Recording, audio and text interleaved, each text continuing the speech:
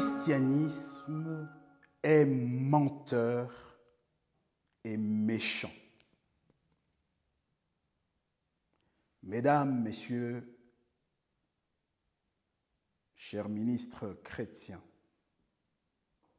excellents révérends selon vos rangs, non, il ne s'agit pas là d'une provocation. Il ne s'agit pas d'une affirmation à la légère. Nous allons prouver, nous allons, Bible à la main, verset après verset, établir que jamais de son vivant, depuis sa conception jusqu'à sa naissance, depuis son enfance jusqu'à son ministère public et sa résurrection, le véritable Christ de son vivant don n'a jamais provoqué le début du commencement du moindre débat sur l'effectivité de son humanité charnellement intégrale. Jamais du vivant des apôtres ce débat, et encore moins ce doute sur le fait que le Messie est né de deux parents, une génitrice femelle, un géniteur mâle, comme vous, comme moi, comme nos enfants. Cela n'était aucunement un sujet de discussion de son vivant, d'une part, et d'autre part, du vivant des apôtres. C'est seulement à la mort des apôtres, après que ces derniers furent massacrés systématiquement,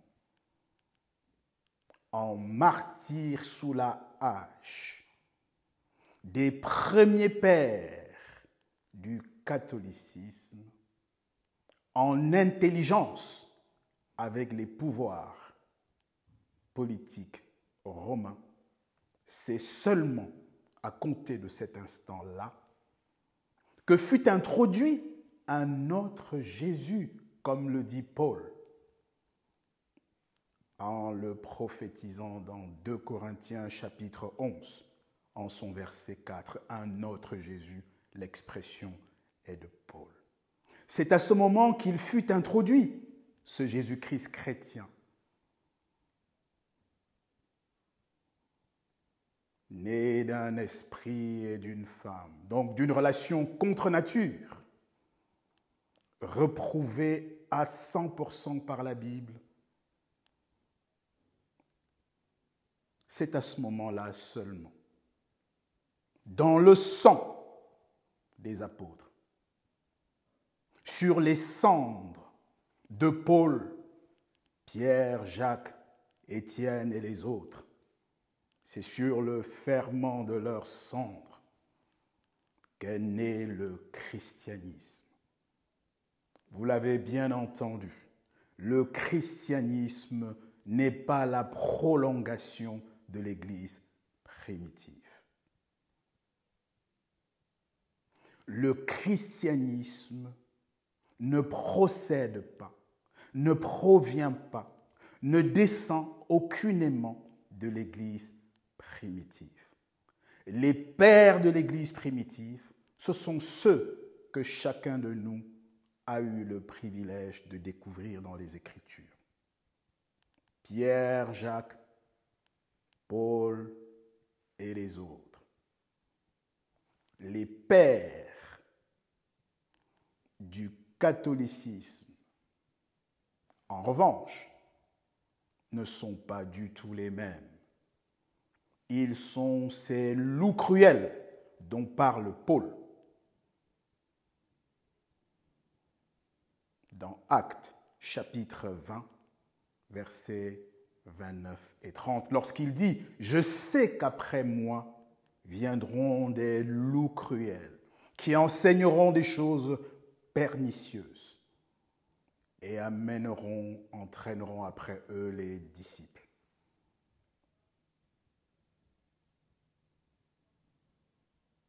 Il est écrit encore, parce que Paul l'a amplement prophétisé, annoncé, afin d'avertir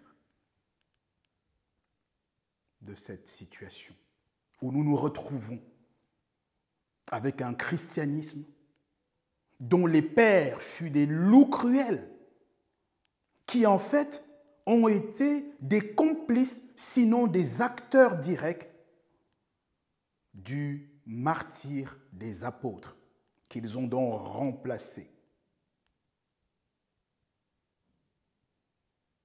Il est écrit dans 2 Corinthiens chapitre 11, verset 4. Si quelqu'un vient vous annoncer un autre Jésus que celui qui vous a été annoncé, si vous recevez un autre esprit que celui que vous avez reçu, un autre évangile que celui que vous avez embrassé, vous le supportez bien. Je sais qu'après moi viendront des loups cruels, dit Paul dans Actes 20, 29 et 30, chapitre 20, versets 29 et 30. Viendront des loups cruels qui enseigneront des choses pernicieuses. Alors, quelles sont ces choses pernicieuses? Mais c'est d'avoir violé toutes les Écritures, la totalité des prophéties messianiques.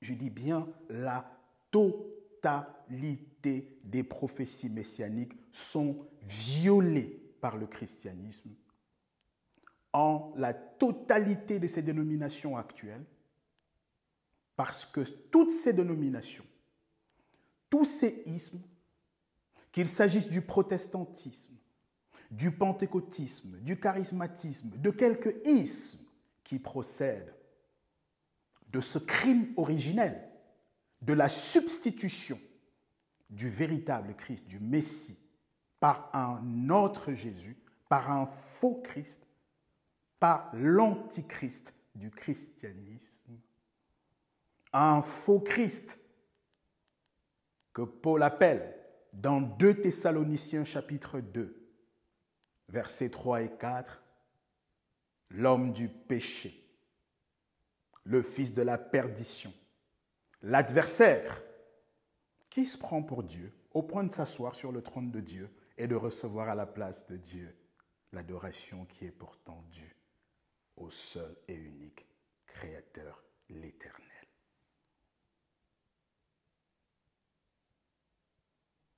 L'homme du péché, dit 2 Thessaloniciens 2, verset 3, parce qu'il est né du péché, dans le péché, par le péché et pour le péché. Il est né d'une femme légère qui, comme dans Genèse chapitre 6, versets 1, 2, 4 par exemple, se sont accouplés dans le cadre d'une relation contre nature avec des esprits, avec des anges descendus des cieux, abandonnant la position qui est la leur, au terme de Psaume 115, verset 16, où il est écrit « L'Éternel a donné les cieux aux esprits célestes et la terre aux fils des hommes. » Eh bien non, ils ne se sont pas contentés de leur position dans les cieux, ils sont descendus sur la terre, Genèse 6, chapitre 6, de Genèse, du verset 1 au verset 7, en particulier le verset 1, 2 et 4, on y voit que des esprits se sont pris pour femmes parmi les filles d'hommes qu'ils trouvaient belles. Ils sont allés vers ces femmes et de ces relations contre nature, virginales, sont nés des monstres, des géants, des êtres hybrides, partiellement esprits et partiellement charnelle, femme.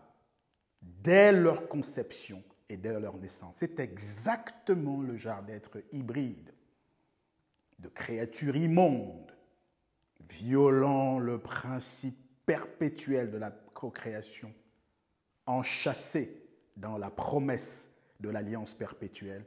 C'est de ce crime, c'est de cette relation contre nature qui est le fait générateur, il faut le rappeler, du déluge. Le déluge, ce n'est pas parce que des gens buvaient, faisaient la fête. De toute génération, les êtres humains ont bu, ont fait la fête et se sont livrés à tel ou tels excès. Mais là, la cause de l'inconsolable colère du Créateur, au point de raser l'humanité d'alors, de réduire l'espérance de vie sur la terre de plus de 1000 ans à 120 ans, mais encore d'inonder la terre en la submergeant dans un déluge effroyable. Le fait générateur du déluge, c'est le fait que des esprits auxquels aucun appareil reproducteur n'a été donné au terme de Matthieu 22, 30, se sont alliés, se sont liés de relations avec des femmes sur la terre pour enfanter des êtres qui n'étaient plus aux yeux de Dieu son image, sa ressemblance, ainsi qu'il est écrit dans Genèse chapitre 1 en son verset 26. L'apôtre Jean, qui est le dernier des apôtres à quitter cette terre, après avoir été persécuté, maltraité, exclu de l'Église, et vous verrez que ça ne peut plus être de l'Église primitive. Il a été exclu au moment où il reçoit l'Apocalypse. Autour de l'an 95-100 de notre ère, Jean est en prison. Jean est exclu de son Église. Jean est prisonnier sur l'île de Patmos. Alors franchement, Jean n'est pas n'importe qui. Disciple de la première heure, apôtre majeur. On dit de lui dans les Écritures que le Maître l'aimait d'un amour, d'une affection singulière. Il a contribué à édifier, à bâtir l'Église primitive après la résurrection. Qui aurait pu avoir la légitimité d'exclure l'apôtre Jean de l'Église primitive? Vous ne vous êtes jamais posé cette question. Qui a exclu et fait emprisonner Jean de l'Église pour qu'il se retrouve à Patmos? On a là factuellement déjà la preuve qu'il ne pouvait plus s'agir de l'Église primitive. L'Église qui exclut Jean n'est plus l'Église primitive. Et d'ailleurs, le véritable Christ a choisi son camp, parce que délaissant l'Église qui a exclu Jean, il s'est déporté sur l'île de Patmos dans la prison de Jean pour lui révéler l'Apocalypse. Et vous savez quoi?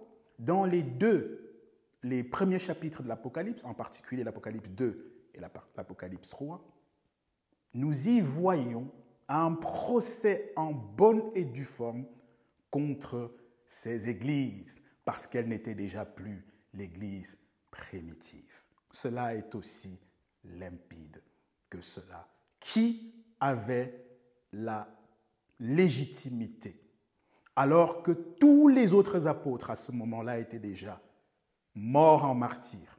Pierre n'était plus, Paul n'était plus, Jacques n'était plus, Matthieu n'était plus, Luc n'était plus. Tous les autres apôtres étaient déjà morts en martyrs en tant que témoins et à cause de l'évangile de ce véritable Christ dont nous parlons. Qui aurait donc pu, franchement, exclure l'apôtre Jean, si ce n'est déjà ces loups cruels dont parle Actes chapitre 20, versets 29-30, si ce n'est déjà cet autre évangile avec cet autre Jésus dont parle 2 Corinthiens 11, verset 4. Et Jean, dans son premier épître, chapitre 2, verset 19, dénonce lui qui fut témoin oculaire de l'introduction de ce faux Christ. Et il dit que ces faux frères étaient parmi nous, c'est-à-dire parmi les membres des différentes communautés de l'Église primitive, mais ils n'étaient pas des nôtres. Et au verset 26 de Saint Jean 2, donc 1 Jean 2, 26, il les présente comme des égareurs, des gens qui égarent les frères.